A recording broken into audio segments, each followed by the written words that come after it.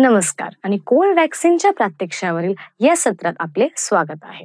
Covaxin हे केस काढण्याचे एक लोकप्रिय तंत्र आहे, जे अलीकडच्या वर्षात लोकप्रिय होत आहे. हॉट वॅक्सिंगच्या विपरीत कोवॅक्सिन मध्ये एकत्र आधीपासून बनवलेल्या पट्ट्या वापरल्या जातात, ज्या थेट त्वचेवर लावल्या जातात किंवा मेन ज्याला गरम करण्याची गरज नसते. व्यावसायिक मदतीशिवाय तुमच्या शरीरातील अवांछित केस काढून टाकण्याचा हा एक जलद, सोपा आणि किफायतशीर मार्ग आहे. कोल्ड संवेदनशील त्वचेसाठी आदर्श आहे. अलीकडच्या वर्षात पूर्वनिमित्त कोल्ड वॅक्स स्ट्रिप्स खूप लोकप्रिय आहेत, कारण ते वापरण्यास अतिशय सोपे आहे. अपॉइंटमेंट्स सेट न करता किंवा सलूनमध्ये न जाता स्वतःद्वारे करता येणारी ही 2 चरणांची प्रक्रिया आहे. कोल्ड वॅक्सचे 3 वेगवेगळे प्रकार आहेत.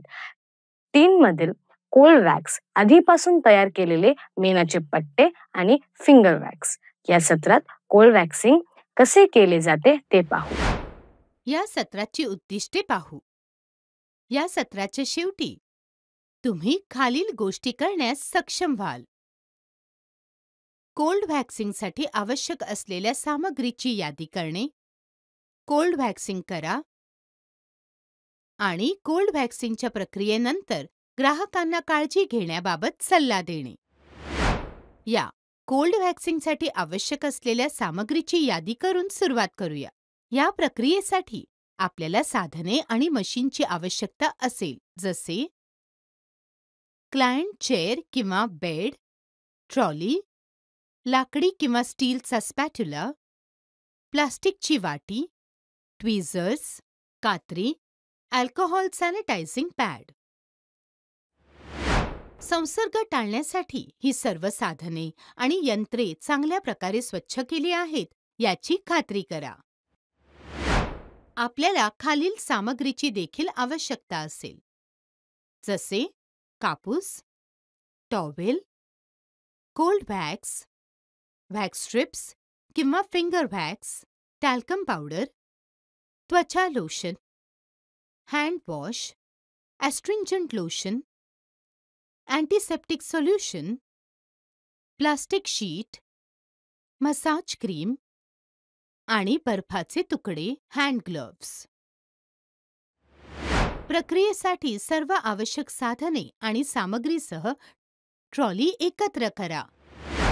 कोल्ड व्हॅक्सिंग ही एक सोपी प्रक्रिया आहे आणि त्यात 6 पायऱ्यांचा समावेश आहे. ते आहेत: पायरी 1, व्हॅक्सिंगसाठी क्षेत्र तयार करा. पायरी 2, मेणाची पट्टी लावा. पायरी 3, व्हॅक्सिंग स्ट्रिप लावा. पायरी 4, पट्टी काढा. पायरी 5, त्वचा शांत करा आणि मॉइश्चराईज करा. पायरी 6, कचऱ्याची विल्हेवाट लावणे आणि साफ करणे. चला आता प्रत्येक पायरी तपशीलवार पाहू. पायरी 1, व्हॅक्सिंगसाठी त्वचा तयार करा. या प्रात्यक्षिकासाठी आम्ही हातावर मेण लावू. प्री व्हॅक्स क्लेन्झरने तुम्हाला वॅक्स करायचा आहे तो भाग स्वच्छ करून सुरुवात करा. हे तुमच्या त्वचेवरील तेल किंवा घाण काढून टाकेल, ज्यामुळे मेण अधिक चांगले चिकटू शकेल. कोणताही ओलावा शोषून घेण्यासाठी तुम्ही थोडी पावडर देखील लावू शकता आणि मेणाच्या पट्ट्या तुमच्या त्वचेला चिकटल्या आहेत याची खात्री करा. पायरी 2, मेण लावा.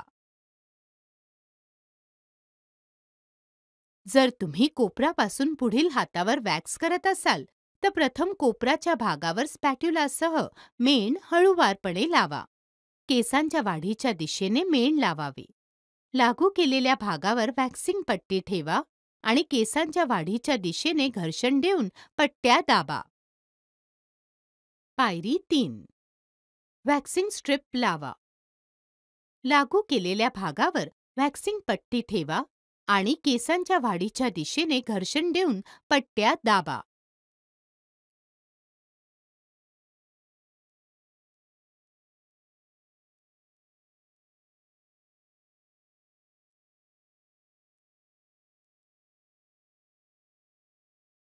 पायरी 4, पट्टी काढा.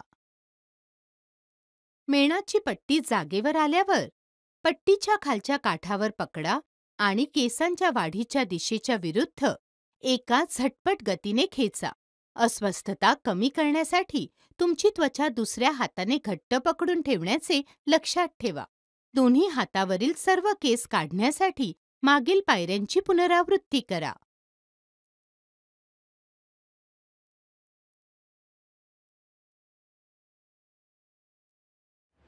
फिंगर व्हॅक्ससाठी केसांच्या वाढीच्या दिशेला बोटांनी मेण लावा आणि मेण केसांवर चिकटण्यासाठी हलक्या हाताने दाबा आणि त्वरित बोट काढून टाका आणि मेण त्वचेवरून निघून येते. केस काढून टाकले जातात. ही एक जलद प्रक्रिया आहे आणि केस लहान पॅचमध्ये काढले जातात. हे घरच्या सोयीनुसार देखील करता येते. आधीच तयार केलेल्या मेणाच्या पट्टीसाठी पाठीमागचा भाग काढून टाकण्यापूर्वी काही सेकंद आपल्या हातांमधील पट्ट्या घासून घ्या. हे तुम्ही तुमच्या त्वचेवर लावण्यापूर्वी मेण किंचित गरम करते. तुमच्या त्वचेला मेणाची पट्टी लावा आणि 2 ते 3 वेळा घासून घ्या. केसांच्या वाढीच्या दिशेने पट्टी घट्टपणे केसांवर दाबा आणि केसांच्या वाढीच्या दिशेच्या विरुद्ध पट्टी पटकन काढून टाका. प्रत्येक मेणाची पट्टी तुमच्या त्वचेवर आवश्यक असल्यास 3 वेळा लागू केली जाऊ शकते. जर तुमचे केस सुटले नाहीत तर यापेक्षा जास्त लागू करणे चांगले नाही, कारण यामुळे त्वचेला खूप आग होऊ शकते.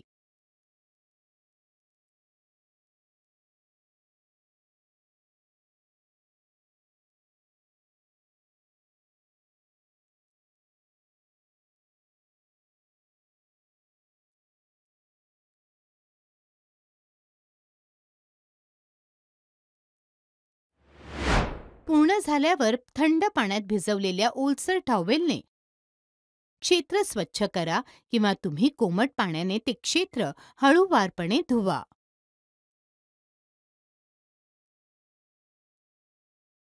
पायरी 5. त्वचा शांत करा आणि मॉइश्चराईज करा.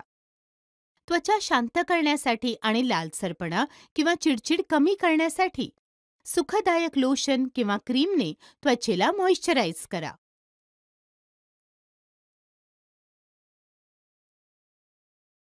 पायरी 6. कचऱ्याची विल्हेवाट लावणे आणि साफ करणे. क्लिनिकल कचऱ्याची विल्हेवाट लावण्यासाठी औद्योगिक हातमोजे वापरा. वापरलेल्या मेणाच्या पट्ट्या डब्यात टाकल्या पाहिजेत. जमिनीवर मेण पडले आहे का ते तपासा आणि ताबडतोब पुसून टाका आणि फरशी स्वच्छ करा आणि स्पॅट्युलामधून कोणतेही मेण काढून टाका.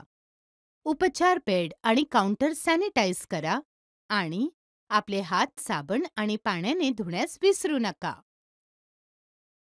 व्हॅक्सिंग प्रक्रियेदरम्यान किंवा नंतर संभाव्य प्रतिक्रिया येऊ शकतात. त्यात लालसरपणा, रक्ताचे लहान कण, जखम, ॲलर्जिक प्रतिक्रिया यांचा समावेश होतो. या प्रतिक्रिया कोल्ड कॉम्प्रेस वापरून आणि नंतर काळजी घेण्याच्या सूचनांचे पालन करून नियंत्रित केल्या जाऊ शकतात. व्हॅक्सिंग प्रक्रिया पूर्ण केल्यानंतर ग्राहकांना त्यांची त्वचेची निगा राखण्यासाठी काही टिप्स द्या. क्लायंटने व्हॅक्सिंगनंतर पुढील 48 तासांसाठी खालील क्रिया टाळल्या पाहिजेत, जसे की मेण लावलेल्या भागाला उष्णता किंवा घाम येऊ देऊ नये. याचा अर्थ गरम शॉवर, पोहणे, सॉना किंवा तीव्र व्यायाम करू नये. व्हॅक्स केलेल्या भागावर डिओड्रंट, परफ्यूम किंवा पावडर वापरू नये. ते त्वचेला त्रास देऊ शकतात आणि अस्वस्थता आणू शकतात. व्हॅक्स केलेले क्षेत्र एक्सफोलिएट करू नका. यामुळे चिडचिड आणि अस्वस्थता देखील होऊ शकते. घट्ट कपडे किंवा मेण लावलेल्या भागावर घासणारी कोणतीही गोष्ट घालू नये. केसांची योग्य वाढ होण्यासाठी किमान 2 ते 4 आठवडे शेव्ह करू नका किंवा मेण लावलेल्या भागावर केस काढण्याच्या इतर कोणत्याही पद्धती वापरू नये. हे आपल्याला या सत्राच्या शेवटी आणते. समारोप करण्यापूर्वी शिकलेल्या मुख्य मुद्द्यांकडे पाहू. ज्या ठिकाणी वॅक्सिंग करायची आहे ती जागा तयार करा. तयार झाल्यावर केसांच्या वाढीच्या दिशेने मेण लावा. मेणाची पट्टी ठेवा आणि लागू केलेले क्षेत्र दाबा. केसांच्या वाढीच्या दिशेने वेगाने पट्टी काढा. त्यानंतर त्वचा शांत करा आणि मॉइश्चरायझर लावा. आणि कचऱ्याच्या विल्हेवाट लावणे आणि कार्यक्षेत्र स्वच्छ करणे विसरू नका. तुम्ही क्लायंटला वॅक्सिंग नंतर काळजी घेण्याचा सल्ला देखील दिला पाहिजे. अभिनंदन, तुम्ही नुकतेच कोल्ड वॅक्सिंग कसे करावे हे शिकलात. पाहिल्याबद्दल धन्यवाद आणि मी तुम्हाला पुढील या सत्रात भेटेल.